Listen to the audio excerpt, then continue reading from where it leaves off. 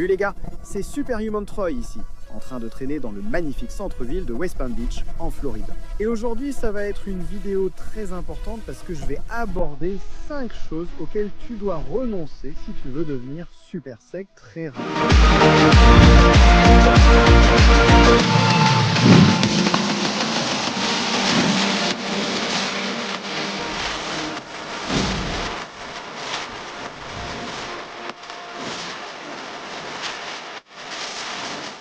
Maintenant, mon pote Tai Lopez dit toujours qu'il est important d'apprendre de ses erreurs, mais personne n'a dit que ça devait être les tiennes. Donc quand tu veux devenir musclé, devenir sec, trouve une routine qui va fonctionner le mieux pour toi.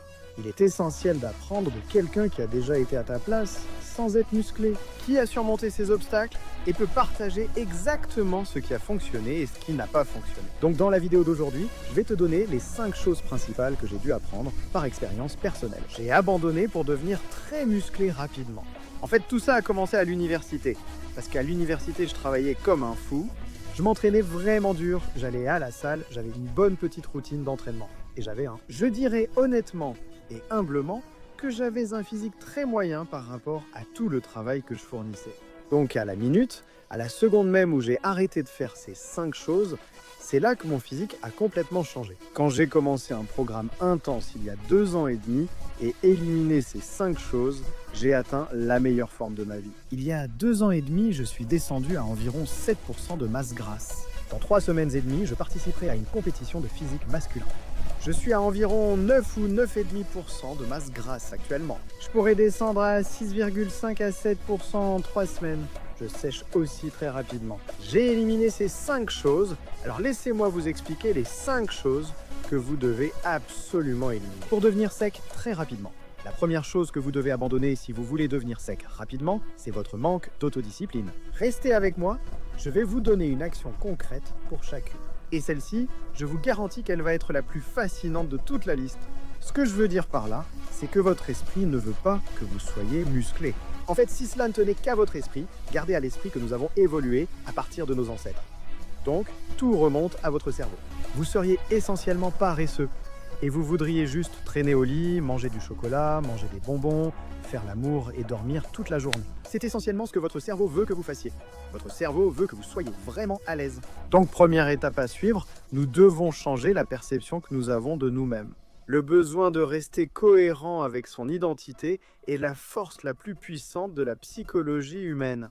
Votre comportement suivra toujours votre schéma interne. En répétant chaque matin que vous êtes sec et esthétique, même si ce n'est pas vrai, cela peut influencer votre état d'esprit. Vous êtes une bête à la salle, le meilleur athlète du monde, même si ce n'est pas vrai. Si vous vous répétez sans cesse « je suis un mec sec », comme mon pote Tyrone le dit, « je suis déchiré, esthétique ».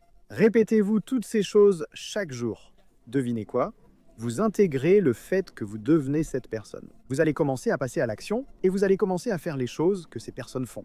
Vous devez littéralement penser, agir et croire que vous êtes sec avant même de l'être. Parce que ce qui va se passer, c'est que les schémas de votre vie vont suivre. Maintenant, prenons le contraire de cela. Si vous vous dites chaque jour « je suis paresseux, j'ai une mauvaise génétique, je ne suis pas fait pour être sec », devenir sec, c'est trop difficile. Devenir sec, c'est une question de chance. Pour avoir des abdos, c'est génétique. Mon oncle m'a dit un jour, il m'a dit que si j'ai des abdos, c'est parce que c'est génétique. Il se parlait seul, plus jeune, il n'était pas très sportif et on se moquait de lui au lycée. Il avait ce discours intérieur négatif où il pensait que d'avoir des abdos, c'était génétique. La minceur est génétique. Il avait totalement conditionné son cerveau de 18 à 30 ans et il s'entraînait comme une bête. Et chaque jour, il se disait « je suis un mec sec, je suis déchiré, je suis esthétique ». Tu sais quoi ? Je suis aussi bon que ces athlètes pros. Même s'il sait que ce n'est pas vrai, le fait d'intérioriser ses croyances est tellement puissant. Donc, la première chose que tu dois faire, c'est changer la perception que tu as de toi-même. Je ne peux pas te dire qu'après avoir commencé à penser « tu sais, je suis sec, je suis déchiré », je voyais chaque jour des résultats dans le miroir. Passer à l'action et s'entraîner plus dur devient si facile. Et l'effet sur votre motivation est absolument incroyable. C'est pourquoi je voulais commencer par ce point numéro 1. Une fois que vous l'avez vraiment intégré, les 4 autres étapes deviennent si simples que cela paraît évident. J'ai aussi dû arrêter de consommer des calories vides pour devenir sec rapidement. Maintenant, je sais que vous allez dire si ça rentre dans tes macros, si ça rentre dans tes macros. Et oui, techniquement parlant, tu pourrais avoir un régime rempli de bonbons et de soda. Et de frappuccino au caramel, le nouveau frappuccino licorne. Peu importe ce qu'ils servent chez Starbucks, et quand même devenir sec. Laisse-moi t'expliquer comme tu te compliques à la tâche. Réfléchis-y. En ce moment, je mange environ 2300 calories chaque jour, tout en m'entraînant intensément et en faisant du cardio. Ce n'est pas beaucoup de calories pour quelqu'un ayant commencé sa sèche à environ 90 kg. Si 500 à 700 de ces calories proviennent de soda, de boissons énergisantes et de Starbucks, ces calories ne m'ont absolument rien apporté. Elles ont causé un pic, mon insuline a augmenté mon envie de sucre plus tard, et sans fibres, elles ne m'ont pas rassasié. Pensez-y, 600 calories à gaspiller, sans satiété, qui augmente votre envie de sucre. Comment allez-vous rester en déficit calorique en consommant ces calories vides? Donc j'aime dire, gardez les calories vides pour plus tard dans la journée, quand vous voulez vous récompenser ou après l'entraînement. C'est pourquoi je recommande le suivi des calories.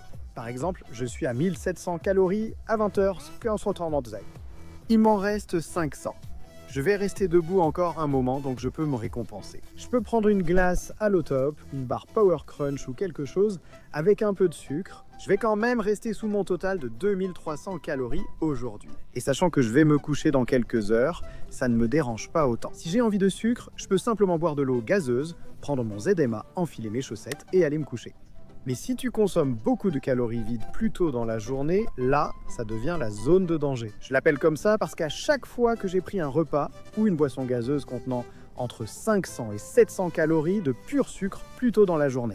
Ce sont ces jours-là où je n'ai pas réussi à rester en dessous de mon objectif calorique. Tu vois, la quantité de calories que j'essayais d'atteindre, j'ai dépassé et j'ai eu envie de manger toute la journée. Impossible de travailler ou de me concentrer. Les pics d'insuline sont tes pires ennemis en sèche. Alors évite ces calories liquides et vides, ça va rendre la sèche tellement plus facile. Essaie de manger principalement des aliments solides. Je veux dire 2300 à 2500 calories par jour, ce n'est pas beaucoup pour quelqu'un en sèche.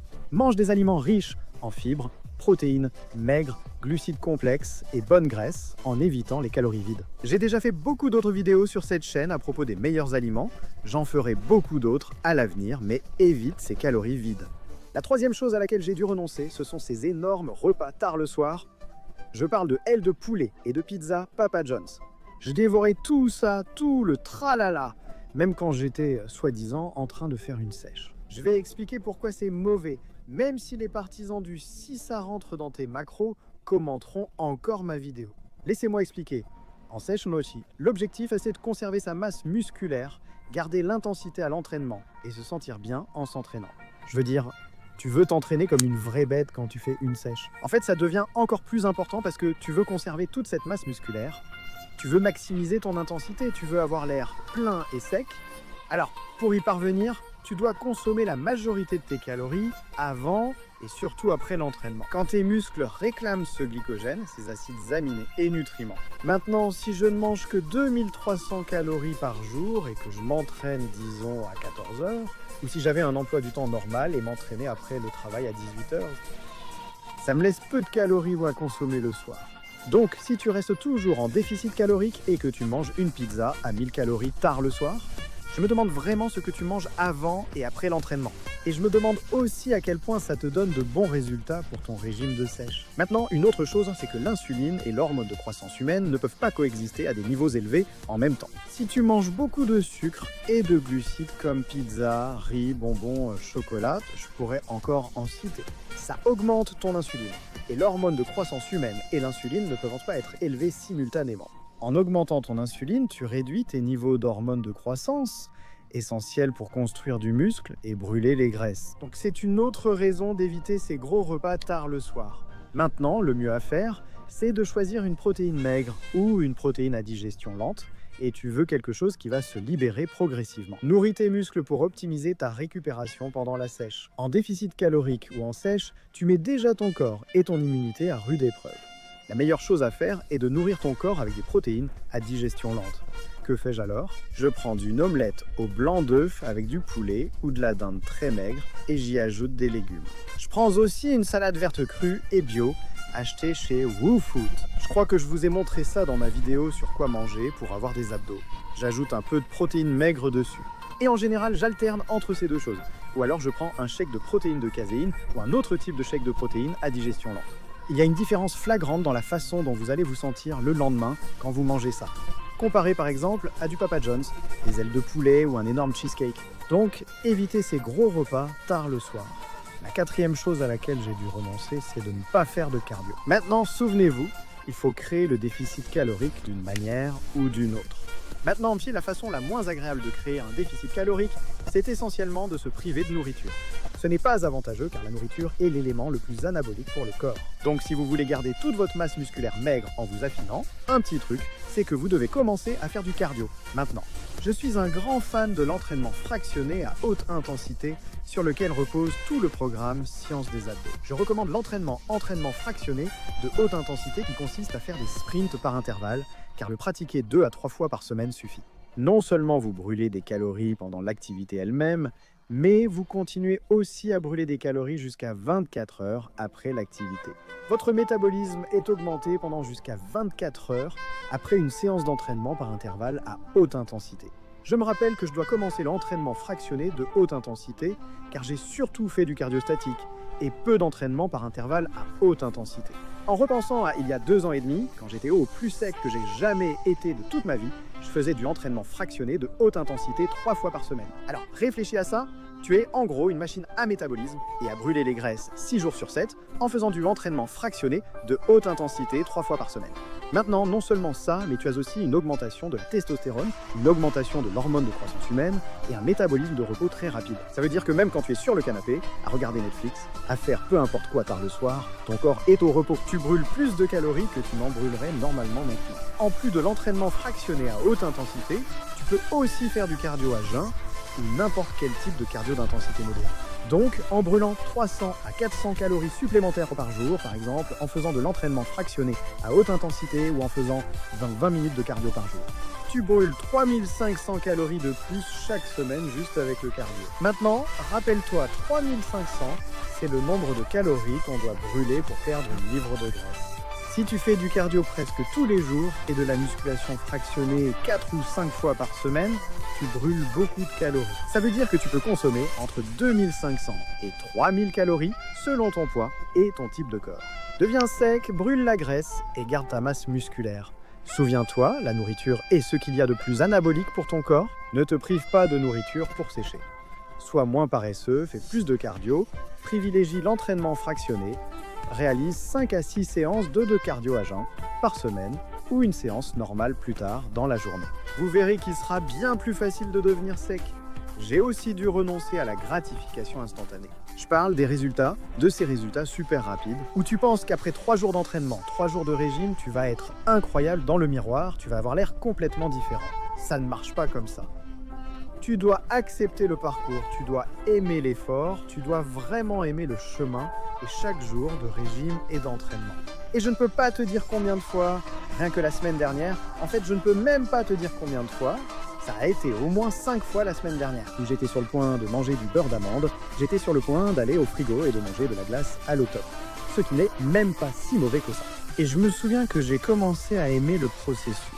L'autre soir, en me regardant dans le miroir, j'ai vu mes abdos ressortir plus qu'ils ne l'avaient fait depuis des années. Je me disais, non, je ne vais pas le faire, je reste concentré car j'y vais demain. J'adore me réveiller chaque jour un peu plus sec. Accepte la galère, le travail acharné, aime le parcours et comprends que les résultats ne viendront pas immédiatement. Mais cela ne signifie pas que tu ne peux pas obtenir d'excellents résultats en sèche ou perte de graisse en 4, 6 ou 8 semaines. En fait, le programme Science des Abdos ne dure que 8 semaines. Nous avons eu des gars qui ont eu des résultats incroyables avant, après, en seulement 8 semaines. Maintenant, 8 semaines, ça ne paraît pas si long quand je le dis comme ça.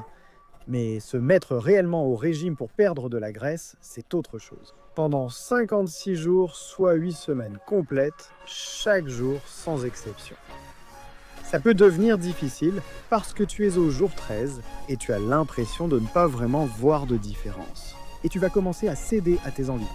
Tu vas peut-être commencer à perdre en intensité à la salle et tu vas te dire « Mais qu'est-ce qui se passe ? Ça fait 13 jours que j'ai abandonné mes plats préférés et je ne pense pas avoir l'air si différent que ça. » Souvenez-vous, 8 semaines suffisent pour une transformation qui changera votre vie. En 8 semaines, perdre beaucoup de graisse corporelle améliore votre apparence et augmente vos niveaux d'hormones. C'est un fait prouvé, plus votre taux de graisse corporelle diminue, plus votre taux de testostérone augmente. Depuis que j'ai perdu 3 ou 4% de graisse corporelle, mon niveau d'énergie a beaucoup changé. Mon niveau d'énergie est bien plus élevé, je me sens beaucoup mieux, je me sens en meilleure santé. Alors, continuez comme ça. Engagez-vous à le faire pendant au moins 8 semaines minimum. Et vous allez voir des résultats impressionnants en termes de sèche. Merci beaucoup d'avoir regardé la vidéo d'aujourd'hui. J'ai tellement de choses en prévu pour la chaîne. Merci beaucoup à tous les nouveaux abonnés. Cet été, je vais en fait voyager pendant 2 à 3 mois d'affilée et je vais filmer, vlogger et partager tous mes conseils pour devenir sec et esthétique. Je veux juste créer du contenu génial. Donc j'aimerais beaucoup avoir vos retours dans les commentaires ci-dessous, savoir ce que vous pensez de ces nouvelles vidéos. Qu'est-ce que vous voulez voir cet été? Quand? Est-ce que je fais un peu de voyage? Je veux juste faire évoluer cette chaîne, j'apprécie vraiment mon parcours. Chaque personne qui s'est abonnée, qui commente, qui regarde mes vidéos, je vais aussi vous mettre des liens vers d'autres vidéos similaires dont vous allez vraiment bénéficier pour progresser. Et je vous retrouve dans la prochaine vidéo.